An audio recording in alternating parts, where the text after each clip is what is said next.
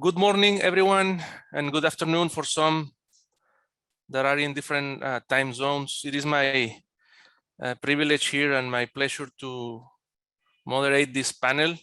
Thank you, Mexico Now, for the opportunity. Thank you for the organization.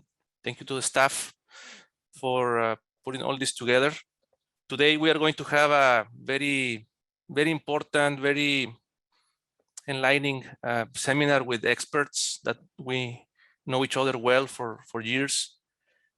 The panel today will be extremely interesting, extremely relevant, as we are going to have experts from North America, Mexico, US, Canada, experts in the field of aerospace, business, manufacturing, and so on. Thank you again. I'm going to start by introducing our panelists. I will start with Mike Mueller. Welcome, Mike. Mike is president and the CEO of Aerospace Industries Association of Canada, AIAC. So we all welcome you, Mike. Thank you for being here today. Thank you, Aldo. Mr. Remy Nathan from the Aerospace Industries Association, AIA, Senior Vice President for Policy with the AIC organization from the US. Thank you very much, Remy, for being here today. Welcome. Thank you, Aldo. Pleasure to be here. Luis Liscano, good old friend from FEMIA.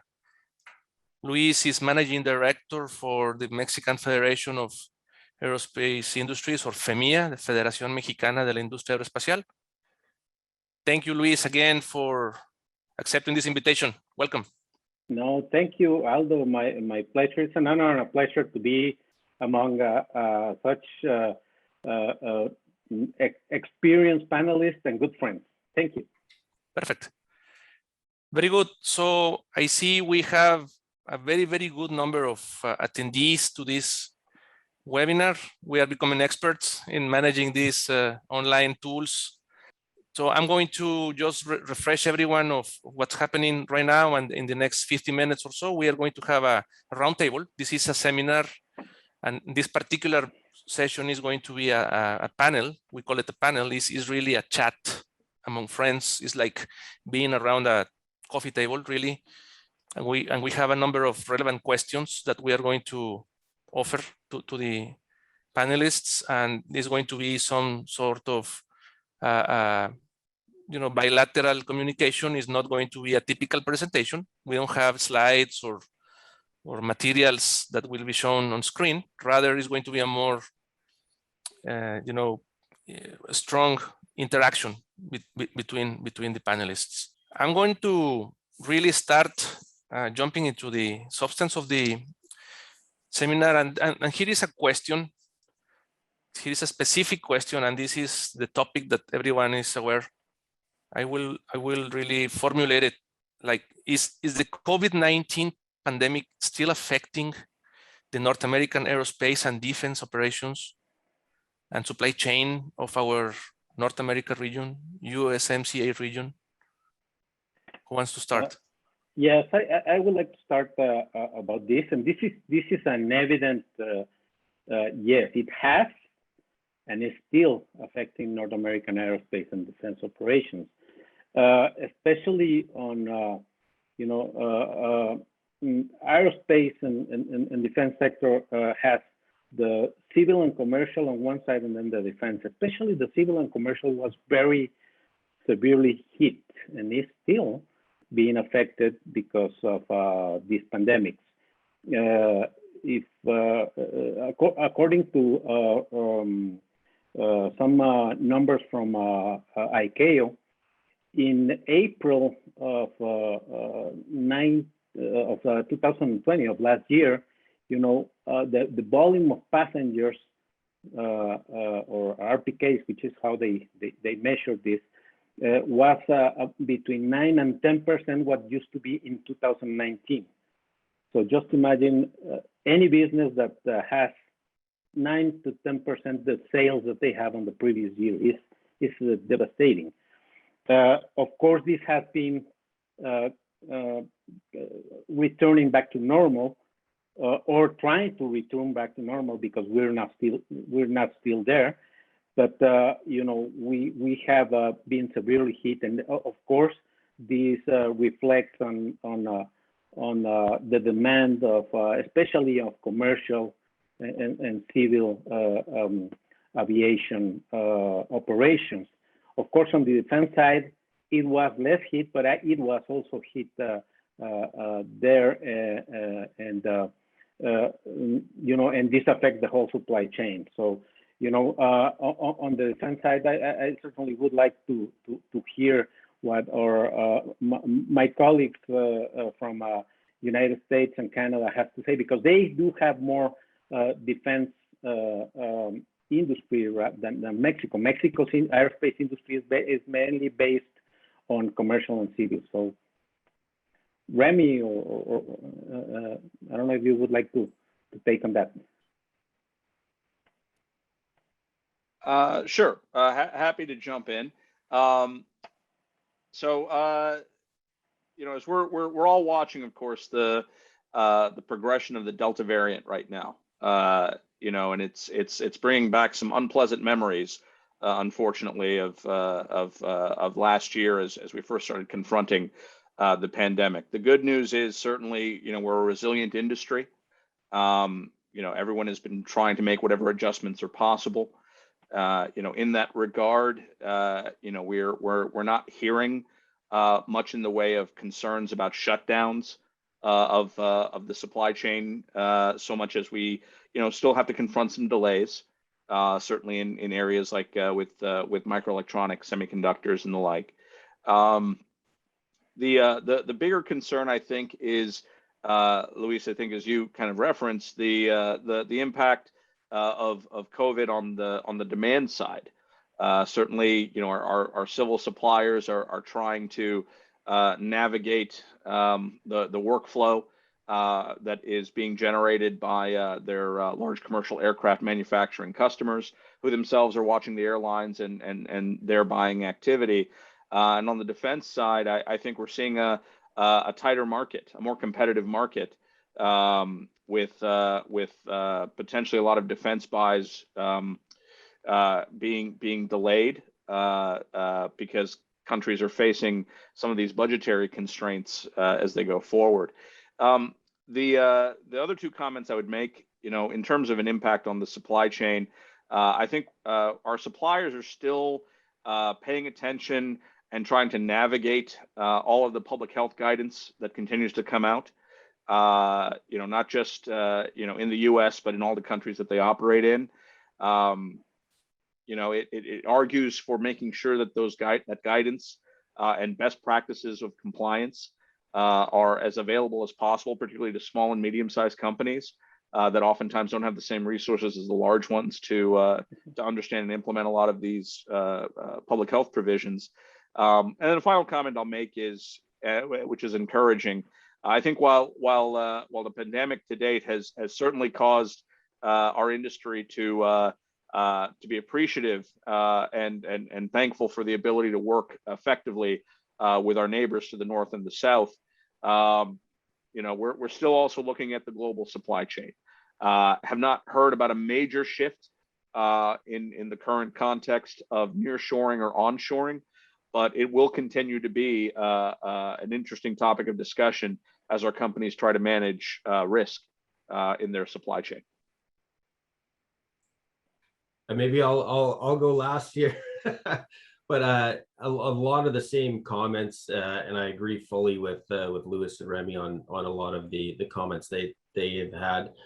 With respect to Canada specifically, maybe we'll just touch on that and then talk about some of the opportunities and challenges that I see just a little bit too. But in Canada, I saw there was a question too on space. So I'm going to put together defense and space definitely fared better than the commercial side. I mean, I don't need to go into the comments on the commercial side, but it was pretty hard hit and pretty devastating here in Canada. Also, we had, especially during the early stages of the pandemic, a lot of the companies had to close for a time and there were supply chain challenges. And I know we worked a lot on that.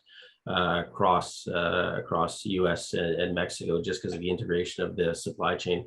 On the defense and space side, they definitely fared better. One of the things we really pushed the government significantly on was to ensure that procurements, either ongoing or active or coming up, were not slowed down or stalled. And so we were pretty pleased to see that continue. And the defense and space side was a bit of a lifeline for those companies that had that sort of bridged the divide between commercial also. But again, when planes are grounded, borders closed, trickle down effect on us, and we're definitely seeing longer lead recovery times than other industries. But we are starting to see some positive recovery. I echo Remy's concern about the Delta variant and what that looks like. But there's going to be a need, absolutely, to ensure that the supply chains are critical. And I'd like to think that we've learned a lot over the past year and a half, and we'll be in a position to keep those open. One of the real challenges and maybe opportunities that I see from a Canadian perspective too is just on the human resource side of things. And that's one of our main competitive advantages in Canada, the skilled workforce and the labor force that we do have. And previous to COVID, we had labor shortages and we were actually turning work away, and that skilled workforce was there. And then through COVID, we swung the other way. There was layoffs. And now as the ramp up is starting, one of the things we're talking to industry quite a bit about, and to government also continually, is with respect to how do we reintegrate people into the workforce? How do we not lose those skills? How do we ramp up for the future? So maybe that's a bit of an optimistic. We'll see how the Delta turns out, but there's definitely some things happening there. Definitely, it's a developing story, isn't it? And just when we think it's going to slow down, then we have, new surprises. So more to come, definitely. On that, let's focus a little bit more on civil aviation. Gentlemen, you spoke and you focused in the previous question on more in the aerospace defense side of things. The question specifically is, are there any support strategies out there that have been established to contribute to the normalization and recovery of civil aviation in particular? And if there are strategies out there, have you seen any results? Can you comment on that? And maybe I'll just continue on the vein and kick it off, if you don't mind, Aldo. But one of the maybe I'll go Canada first and then sort of go out from there. But in Canada, there was support mechanisms that were put in place with respect to aerospace, both specifically and then more generally. We had wage subsidies put in place, loan provisions that were put in place, rent subsidy programs.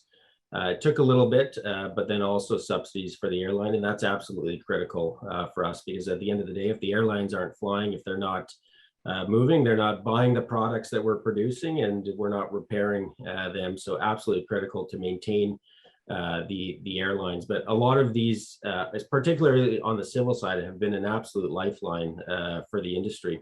One of the things also that we were advocating for was specific support for aerospace.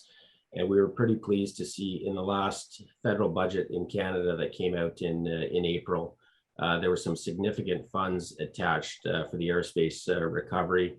So dedicated aerospace support for recovery, both for the larger companies on innovation and then the smaller companies that had been hit, and then a whole smattering of labor market type supports that were in place. So I'm going to touch on a little bit later, most likely, but we're currently in an election here. The Prime Minister called an election 3 days ago. So we're really talking about the need for a national strategy moving forward to take into account a lot of the challenges that we see, but also the opportunities coming out of COVID-19.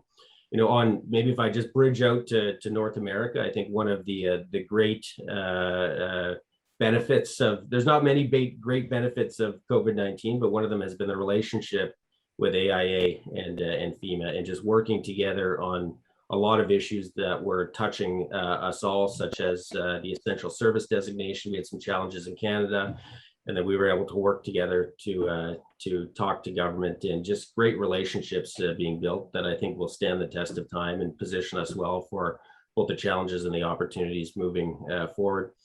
The other piece is what Remy had sort of touched on a little bit, the work that we do through ICC-AIA. So that's an association of associations, if you will, that represents our industry at ICAO. And there's some pretty big meetings coming up over the fall, and that coordinated and consistent rules-based approach is absolutely going to be critical as we move through the recovery, hopefully sooner rather than later. And how do we navigate those inevitable bumps along the way that are going to come? So maybe I'll leave it there.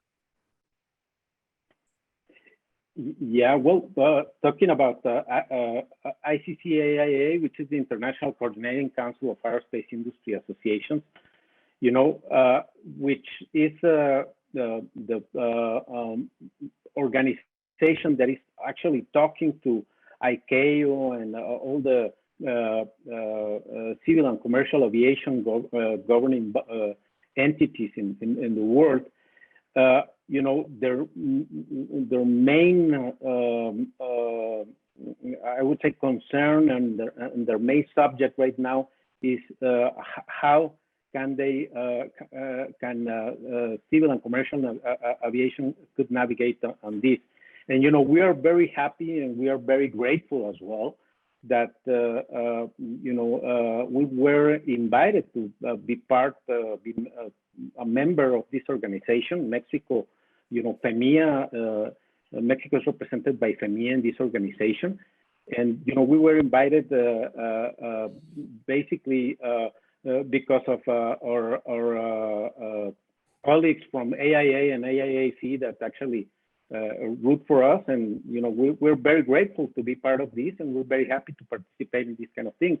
And of course, you know, their main concern right now is how to help to navigate on this, you know, this, and they're not talking about just, you know, the COVID-19 virus, but any other contingency that may hamper the civil and commercial aviation, how to react. The problem that we were actually as a sector, you know, aviation was unaware of what would happen with this, and you know, we may not be able to respond as a sector as fast as we would like to, and that is what we're working. And you know, this is an organization that represents not only United States, Canada, and Mexico, but you know, Europe, Russia, Japan, Brazil, and some, you know, the main aerospace industry association. So basically, there's a global effort to continue working and continue thinking about how to normalize and recover from this kind of contingency, and not only that, but be prepared for future contingencies that we may not be aware of. Thank you. Thank you for that input, gentlemen. And, we started Aldo? talking. Yeah, go ahead. I don't know. Remy, go ahead. Yeah, if I may, just to build on some of these comments, you know, I'll speak to I guess three of the themes or concepts that Mike and Luis talked about. First, in the area of support, you know, certainly the government support has been critical to help us weather and continue to weather the challenges that the pandemic has created in civil aviation. In the U.S., we're very grateful for the work of our Congress and now our Department of Transportation in putting forward an aviation manufacturing jobs protection program, which allows our companies to partner with the government to keep our workers on the payroll and help them, you know, weather the current challenge and be there for when the recovery does happen. On the subject of coordination, I couldn't agree more with what Mike and Luis had to say about the criticality of ICC-AIA and its important work at ICAO. Civil aviation is an international enterprise. We have to think globally. You know, certainly as the manufacturing centers of excellence around the world. The other side of it too, though, on the coordination front, is working with our partners in the civil aviation value chain.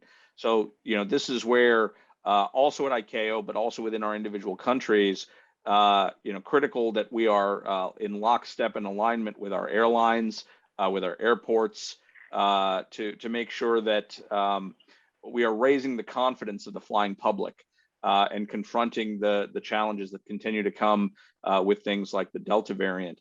And then the final point, I guess, I'll pick up on what Luis was saying about thinking ahead in time, right? We certainly have current day challenges that we must try to address.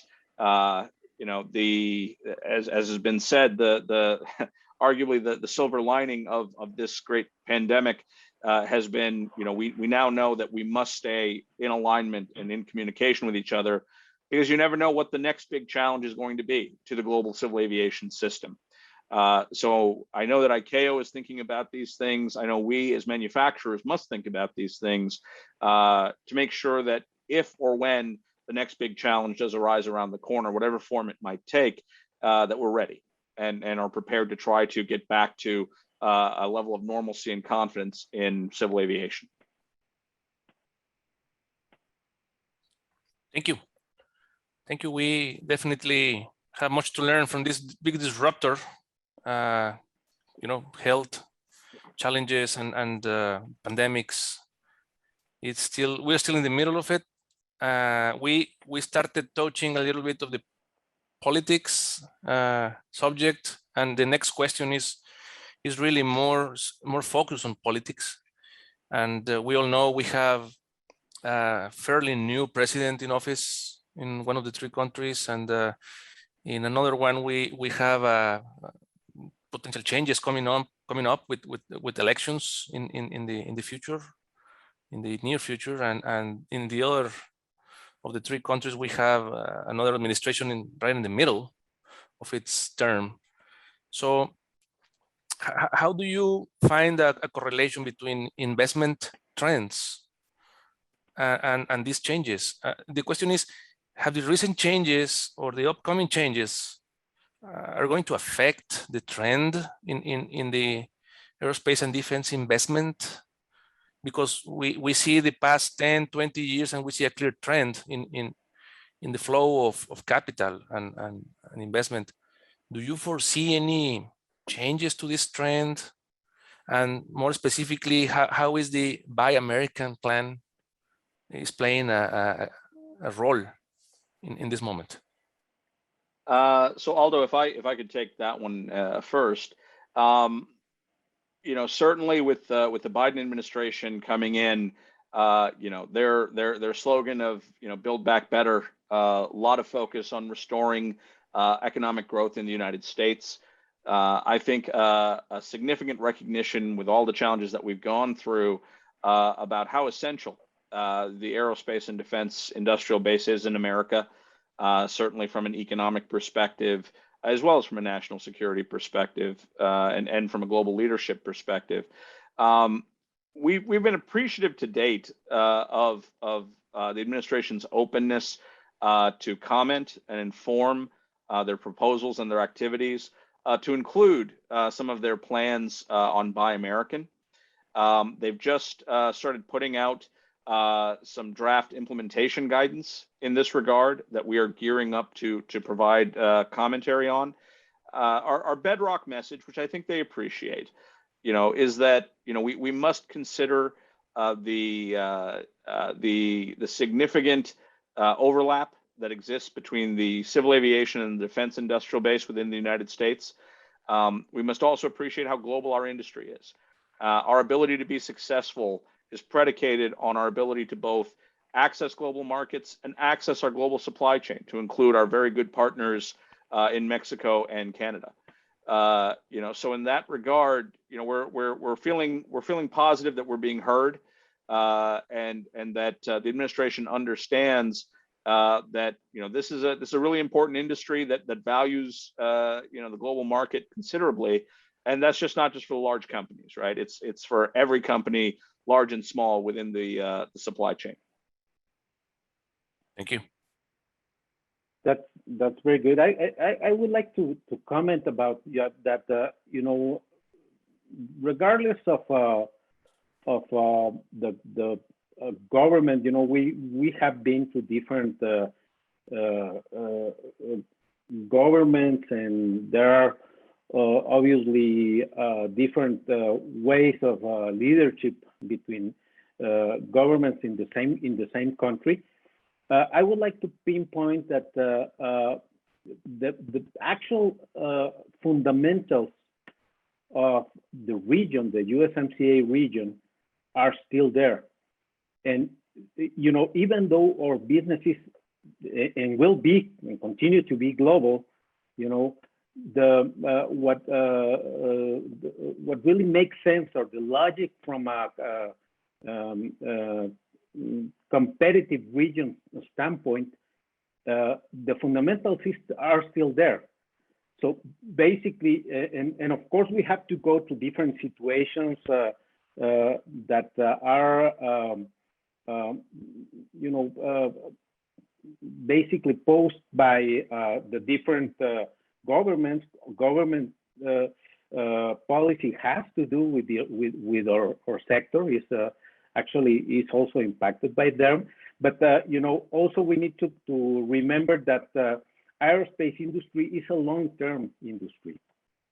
It's a global long-term industry. So basically, you know, these are situations. The government changes are basically situations that we have to, you know, navigate and basically get the opportunities that every situation or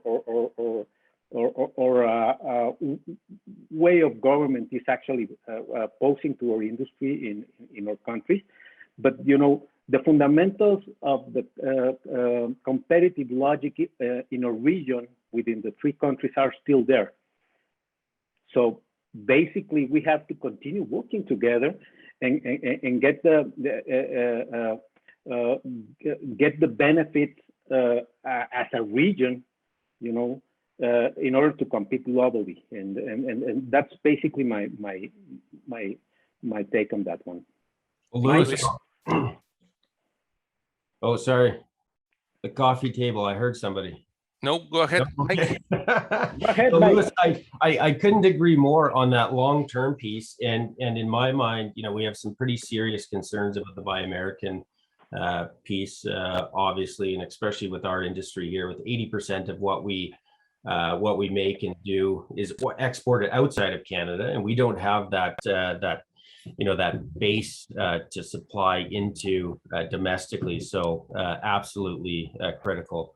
You know, again, I don't need to tell anyone here, but those supply chains in aerospace are global. They're deeply integrated, and keeping those supply chains flowing is absolutely critical. But I think we have a role to play too, to make sure that the decision makers in government, you know, I can speak for the Canadian government, understand how integrated that supply chain is, and how important it is for jobs, for the industry here in Canada, and I assume the same in Mexico and the U.S. So absolutely critical, and it's just great having partners in Luis and Remy to work through some of these things and collaborate on it.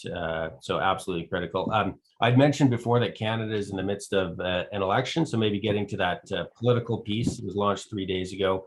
And a lot of the work that we've been doing has been looking domestically, as what usually happens during an election campaign. And we seem to be getting a bit of consensus amongst the major parties that aerospace is strategically important to the country.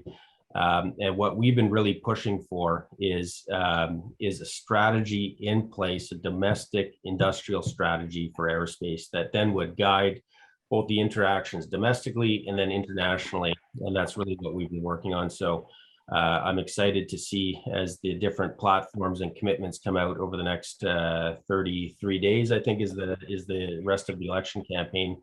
We're going to be tracking that very closely. And in our mind, you look at our competitors, look at what they're doing in the UK, France, Germany. It's going to be a fierce competition out there. And really, where are we going to be in 20, 30 years? You know, it's not that election cycle of every 4 years. It's where are we going to be in 20, 30 years? how does that sustainability piece fit into that, and how do we make sure that collectively we're taking advantage of some of the opportunities that are out there, especially coming through COVID-19. So a little bit of comments there. I don't know if there's anyone wants to call me out on anything, but. Well, maybe not call you out, Mike, but certainly amplify what some of the points that you just made. You know, you talk about the importance of our political leaders understanding, you know, that aerospace and defense is a long game, right? And you have to make investments in the short term in order to continue to stay competitive in the long term. Part of that, I think, is also recognizing the fragility of any kind of leadership that any of our countries have. You know, our place in the global marketplace is not assured. You know, our competitors get a say, if you will. And then the other thing, and you mentioned sustainability, Mike, and certainly from an election perspective, in the U.S., talk about the environment has grown significantly in the last couple of years. You know, we all have, I think, the opportunity to properly reflect not just the commitments that our industry has made to date in being environmentally responsible, improving our ability to combat the impact of aviation on climate change and carbon emissions and the like, but also you know, be thoughtful and I think appropriately forward-leaning on trying to continue to improve in that regard. And that's going to also be a critical part of the conversation as we talk about investment in our industry, to say that, you know, we do have the solutions, we just need the investment and the coordination with government to make them happen. And Remy, not to keep going here, but completely agree with you on your comment that, you know, our standing or our place is not assured, and it takes continual work, continual commitment from government, from industry to work together. I mean, there's no reason Canada should have an aerospace industry like it does with the domestic population that it does. And it's because of forward-thinking political leaders, you know, 40, 50, 60 years ago, identifying the benefit. And it's not something you can sit back on your laurels and just sort of say, okay, we have it, it's great. It's got to be continually fostered, or else you're going to lose it. And I think we're doing the right thing because we're working as a region, and you know, Europe is working with you know, Eastern Europe and Northern Africa. You know, Asia is working together also as a region. So we gotta stay strong as a region. And I can tell you that we have many advantages and many strengths that you know, we can use it to be more competitive and continue to have you know, a leadership place and a preponderant place on the global arena in the long term. And of course, you know, not only the private sector, the associations and the companies have to work together, but also the governments need to understand and be on the same tune that this is a long-term business, a strategic sector for all three countries. You know, just a final thought here, again, with Mike Lewis, what you've both said. It's an unfortunate thing sometimes. I think it's easy for us that are a part of this industry to appreciate how critical it is, how important it is, how innovative it is, our contributions on a daily basis to our countries and to the world. What's interesting is, beyond just our competition with other countries in the global marketplace, I think we're also competing for hearts and minds with other industries. You know, there's no shortage of other industries that are out there.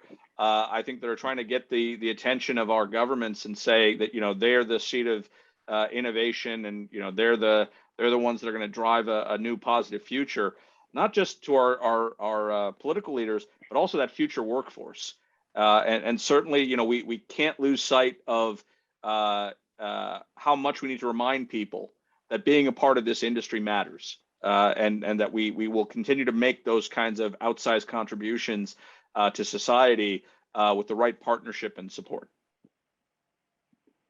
I could keep going on this forever, Remy, but your comment labor force was absolutely key. We can continue this discussion, Remy and Mike, in Cancun, okay? During winter. Only if it's in February, Lewis, February in Ottawa, I'll be there.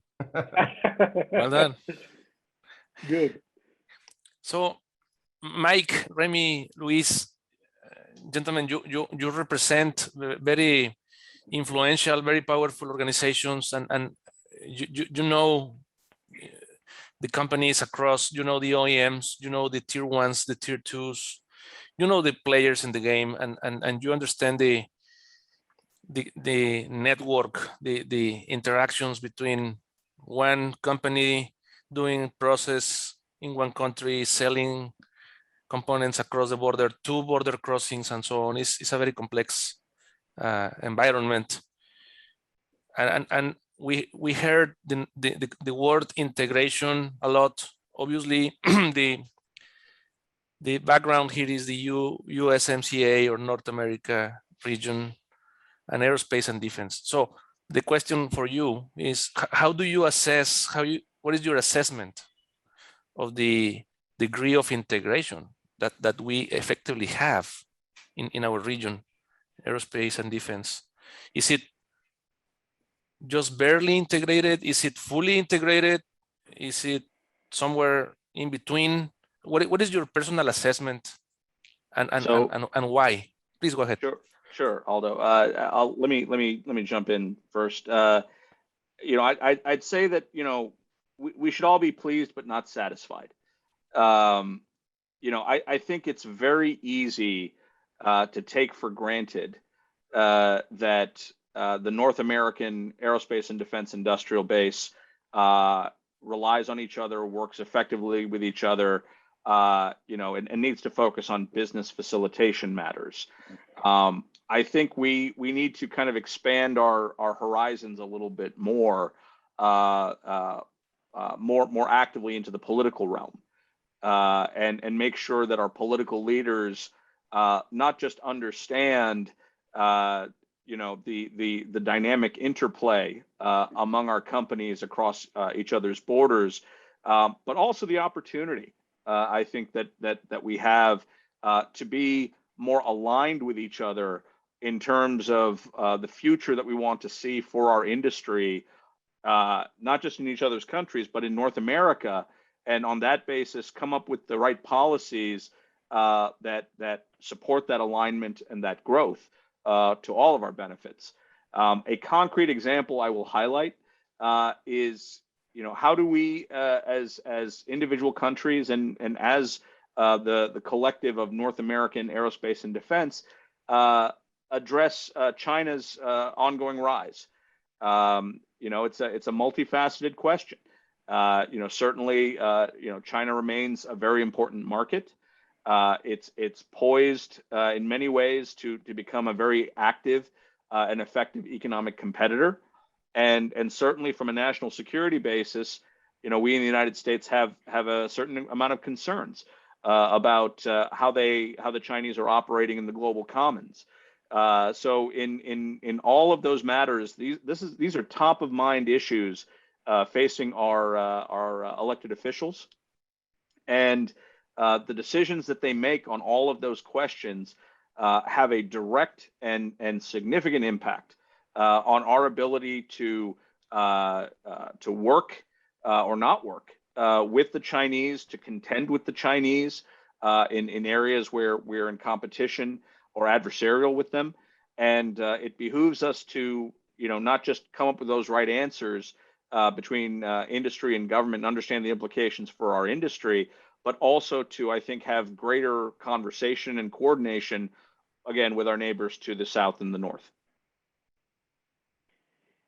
Yeah, you know, I would like to add that you know, from Mexico's perspective, you know, the integration with United States and Canada is fundamental. Just we cannot think about our aerospace industry in Mexico without that. Actually, more than 80% of our exports go to either United States or Canada. So, we are the sixth supplier of the United States aerospace industry. 15 years ago, we weren't even in charts. Okay, so we are, I would say, rapidly integrating with the North American aerospace industry platform. And I think we need to continue to be that. I agree with Remy. We need to continue working on this. Even though we need to, we can be, we cannot just sit and cherish ourselves that we are okay. We need to continue working together. And because everybody else is competing, we are in a competition, and this is a global competition. This is a global market. And maybe I couldn't agree more. Global market competition there. On the integration piece, I'm sitting right now in British Columbia, about 2.5 hours north of Seattle, and every day there's parts going down and parts coming up, and it's going back and forth, and absolutely critical. One of the things through COVID-19 that has shown is, that border, ensuring those processes are in place to ensure parts and work packages can go back and forth. And we've spent a lot of time sort of on an issues management basis, working with companies, working with the border service, just to keep that free flow of products back and forth. And like I said before, I think we need to tell that story better. I think of, Remy had talked a little bit about other organizations or other industries sort of positioning themselves. And I think back to the 2008 crisis and the auto sector and how hurt that they were. And they did a good job at sort of telling their story about how integrated it is and how we need to maintain that integration. And I also like your comment, Remy, about, we should be pleased but not satisfied. And we always have to keep our guard up. We're going to encounter bumps along the roads, either outside events like COVID or domestic policies that come into place. And we're going to have to be ready and armed to have that discussion with decision makers, which is, again, why we've been domestically really pushing the government for an overarching strategy for the aerospace sector to take into account all of these things, whether it be domestic, regional, or some of those bigger international geopolitical questions that Remy had talked about. Because whatever the decisions are made by government, there are going to be consequences, and we need to think these things out and have a plan and a strategy in order to deal with it. So yeah, maybe I'll leave it there. Great, thank you. Yeah, we continue with a sense of political content, economical political content in the next question, and it is specifically knowing, or can you share with us if your organizations have joined forces in an organized manner or in an institutional manner? Have your organizations joined forces and strengths to ensure that the federal governments are supporting the industry and the supply chain needs? And what real opportunities remain out there for the three partners in the aerospace and defense sector? Who wants to start? I would like to take that one, and that's a definite yes again.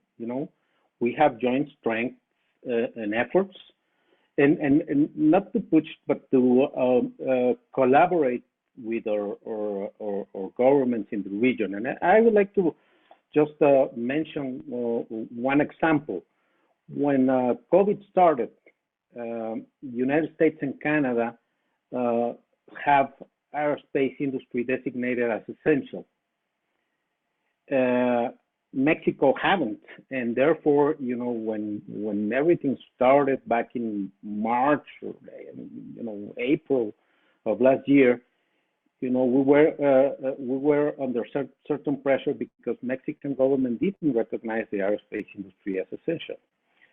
Therefore, we I can tell you, we joined forces, the three organizations, along with the also the three governments working together in order to designate, because Mexico is part of this global supply chain and very critical supply chain, and we cannot stop, we cannot stop the flow of aerospace goods to the industry. So, we work together in order to try, to have the Mexican government to designate the aerospace industry in Mexico as essential. And with the work of the three governments and with the work of the three associations, we make this possible. And I think that's one example of that. About the opportunities that we have for the partner countries in the USMCA, of course, especially, and again, I'm going to see it a little bit from our point of view in Mexico. I think there are big opportunities for us in the defense sector, and we need to diversify a little bit. And for United States and Canada, it's easier to have some things sourced in the Mexico's part of the supply chain than having for the defense industry, than having those from some other countries that may be not as strong allies with both the United States and Canada. So I think that's an opportunity that we should address, and that it could also help or emerging aerospace industry to survive and eventually continue growing.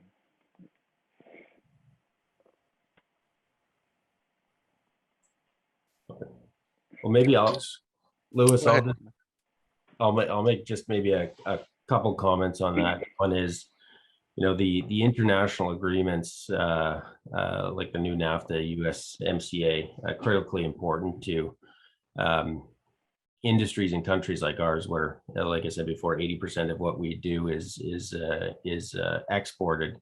I saw there's a question about some other countries there, and any of these new trade agreements are good news for us to provide certainty and access and things like this. But just on the collaboration piece, I couldn't agree more, Louis. I think, again, one of the good things that have come out of COVID is that increased collaboration. And there's been increased collaboration regionally between our three organizations, which has just been great. And you talked about some of the successes. And again, laying that foundation for the future successes I know we will have together is absolutely important. But also broader than that, some of the things that we've been doing is we have 10 provinces in the country and different health regulations, and there's a whole host of areas that we need to collaborate more with our provincial associations, so subnational, regional within Canada. And we've been doing that. And then also the other thing is it's a broader ecosystem, especially on these things that affect civil aviation more than anything else.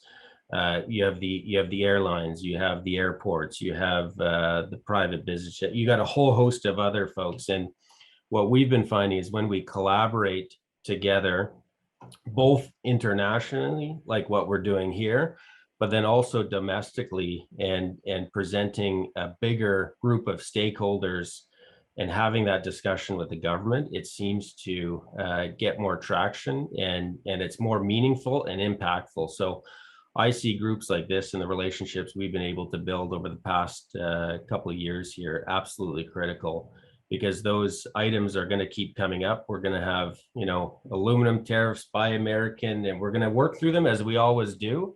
But the more integration we have going in, I think the better off we're going to be, when these things eventually come up. So, just huge integration. So if the industry is integrated, the associations need to be integrated too, and to continue to talk, both regionally here, but also with our counterparts in Europe, and ICC AIA, again, is just a great forum to have those conversations, to make sure that there's alignment and be able to work through. Half the battle is when something comes up, knowing who to call, and that's been done. So, just to chime in, I thinking about Mike, Luis, what you both have been saying. It's we're kind of victims of our own success, I think, in some ways, when it comes to this question about integration. We all instinctively know that we need each other, and we need each other to be successful in order to all of us individually and collectively being even more successful, because that's just the nature of our global business. On that basis, and Mike, I think you alluded to, the history with the auto industry. It's easy for our governments to think that we don't need their attention or their help, right? So, I think the primary challenge that we all face individually is making sure that we are properly telling the story to our respective governments that our industry truly is essential. Not just essential during a pandemic, but always essential. Not just from the past perspective or the current perspective, but in the future perspective. And I think the two things that grow from that, to the extent that we're able to continue to build on our good collaboration and communication with our elected officials, is, one, to make sure that they're paying attention, as we are, to what's happening to the neighboring partners in North America. Because, if for the sake of argument, the U.S. government appreciates and plans to invest and support our industry, and Mike, you're successful with AIAC to get that same kind of attention, but we're not getting that same kind of attention in Mexico, all three of us are going to suffer. So that's one. Two, the more collaboration and coordination we have with our individual governments, I will tell you, one of my major talking points as we continue to engage with this new administration here in the U.S.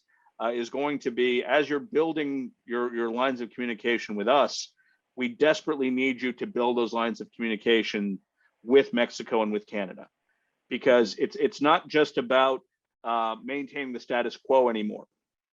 It's about being opportunistic, being creative, being aggressive in trying to see what we can do to leverage our respective strengths and be more aligned and coordinated as we work together and as we contend with the challenges that we're all facing in the global marketplace and in the global sphere.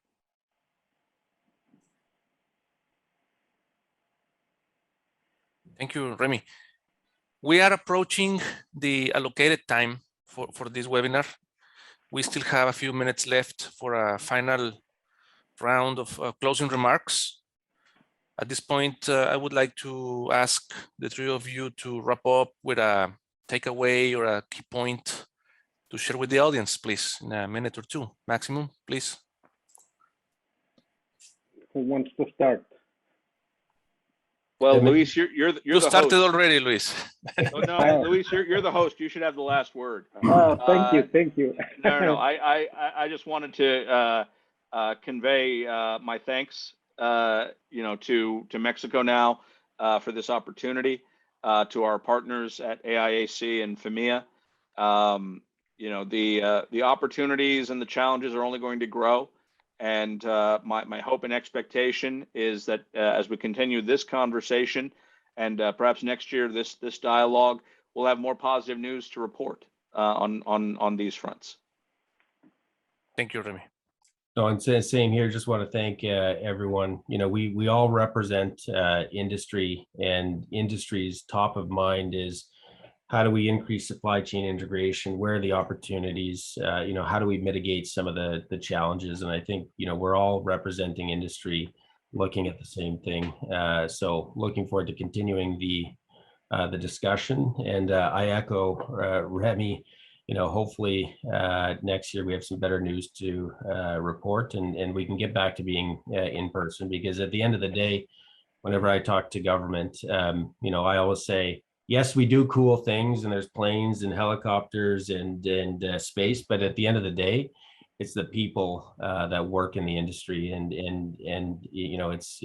to me, that's top of mind. So I'll leave it there. Thanks again.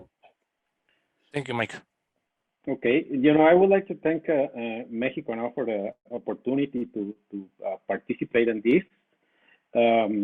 Also, Aldo, thank you for the excellent moderation that you have done, and it is a pleasure to be among friends. You know, this is certainly like being sitting at a coffee table talking with you know, or friends and colleagues. You know.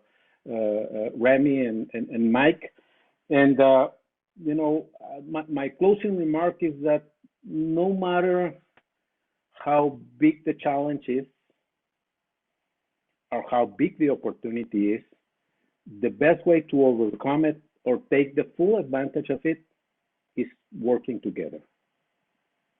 And you know, I certainly thank you guys for the openness to continue working together as a region, and you know, I think that's the proper way. We are in the right direction in working together as a region in this group. So thank you, and you know, it has been certainly a pleasure. Hopefully, next time we will see it, you know, with our flip flops and a pina colada in our hand. And you know, again, discussing around a different table. You know. You bet. Thank you, Luis. Well, for keeping the time allocated and be respectful for everybody's agendas, we are about to finish. I want to say that there are 5 or 6 questions that came to the platform here. We are going to reciprocate those questions. I'm going to make sure that we distribute and give the opportunity to the 3 panelists to reflect on them and offer some comments to the persons that originated those questions. Very valid. So with this, and on behalf of the Mexico Now organization and everybody that made this possible, we thank the audience.